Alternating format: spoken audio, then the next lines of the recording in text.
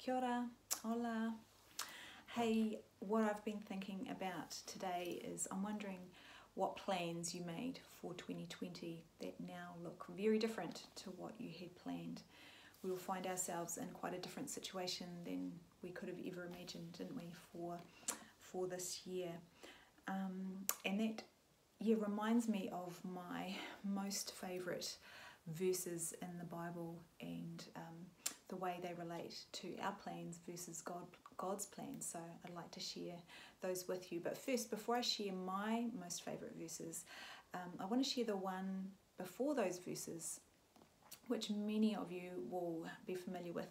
It's a favourite verse of lots and lots of people, and it's from Jeremiah chapter 29, verse 11, and it says, "For I know the plans I have for you, declares the Lord, plans to prosper you and not to harm you, plans to give you a hope and a future." And sometimes when our own plans are not looking like they're working out, we can wonder what God's plans are and how those can have a hope and a future. And God explains that in the next two verses. But just to put that in a wee bit of context, when God is speaking to his people through the prophet Jeremiah, in this verse, it's in a time where their plans have been interrupted and they are stuck. God's people are in exile in a different land, and they're hoping for news that God is going to rescue them and get them out of there, and that they'll go back to their land really soon. That's their plan that they would like God to do. But God has just finished telling them that actually his plan is different.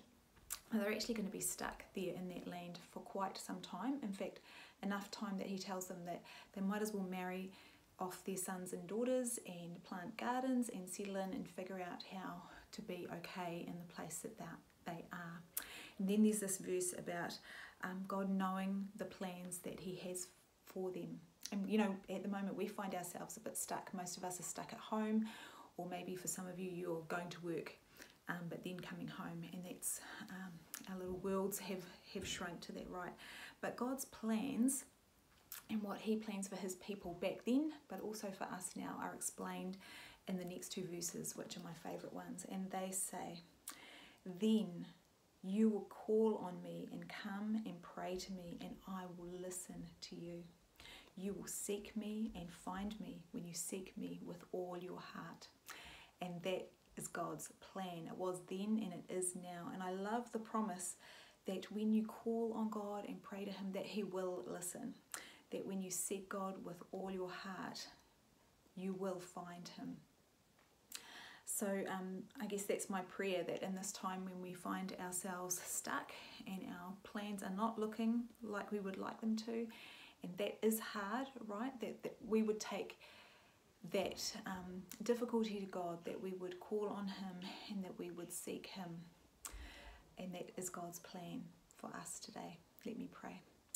Lord God, I thank you that through your word you show your heart for us as your people, Lord, that you want to hear us cry out to you, Lord, that you're listening, and that you want to be found by us. And so I just pray for our church family now, and those that are listening and watching, Lord, that they would choose to come to you in this time, and that they would be amazed by what you're doing in them. In Jesus' precious name, amen.